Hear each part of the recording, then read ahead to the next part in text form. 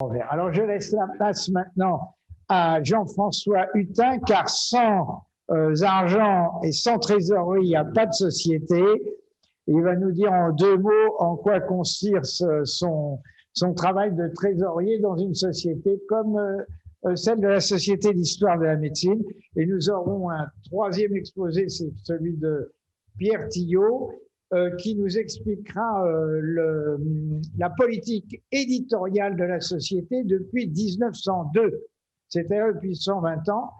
La société a toujours publié.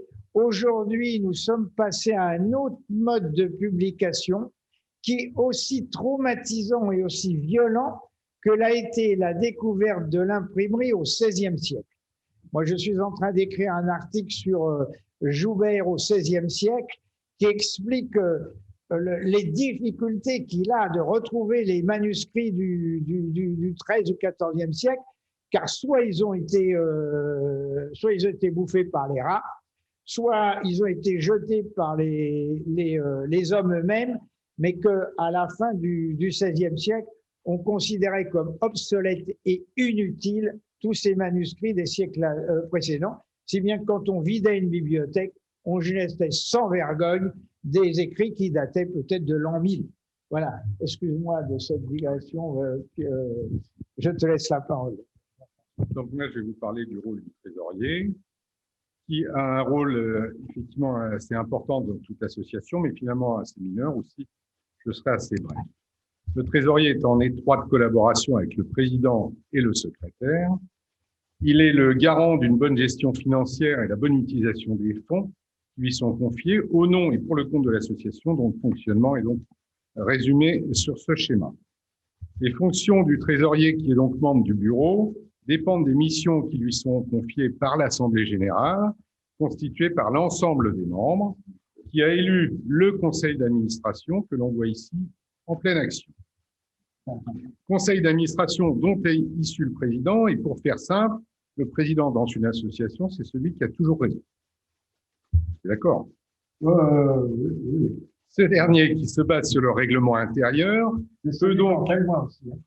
peut donc confier au trésorier certains pouvoirs par délégation, comme par exemple gérer les cotisations en collaboration avec le secrétaire, donc Jacques Chevalier, et le secrétaire adjoint, le responsable du listing, Jean-José Boutari, et effectuer des paiements.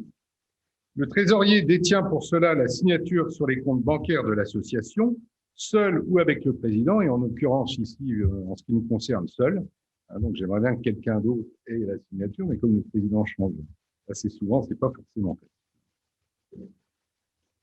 Compte qui se trouve au LCL, boulevard du Général Leclerc, à Paris, pour des raisons historiques.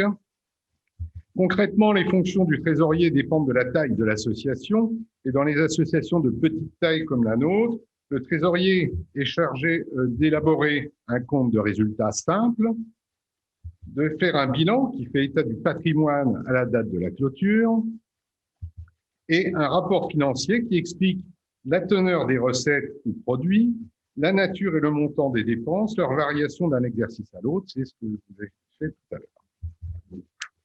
Dans le cas général, aucun texte n'impose à une association de désigner un trésorier. Or, l'association régulièrement déclarée peut recevoir des dons ou des subventions. Ça a été notre cas avec le don de M. Robert. Elle peut également procéder à des acquisitions, employer du personnel, mais ce n'est pas notre cas.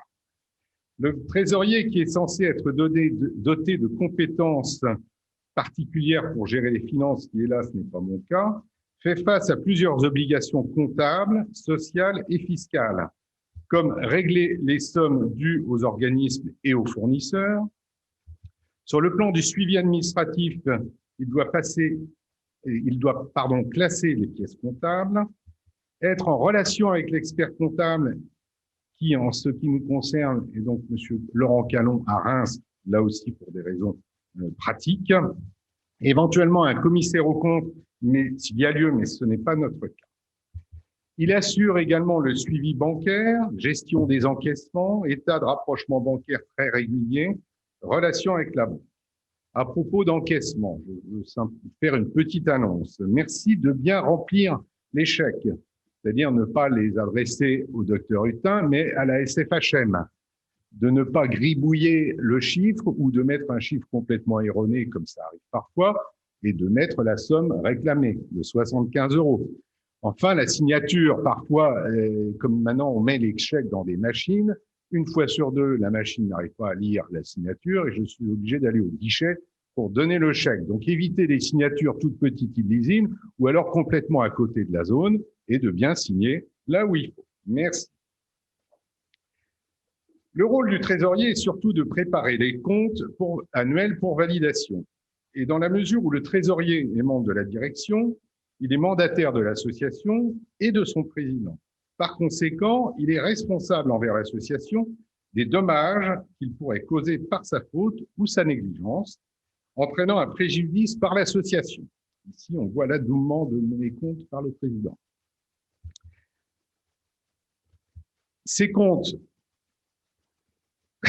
peuvent lui être personnellement imputables, mais cela ne doit pas vous effrayer, puisque effectivement, cela fait 10 ans que je suis trésorier. Aussi, faut-il songer à la relève. Avis aux candidats. Merci de votre attention. Bravo.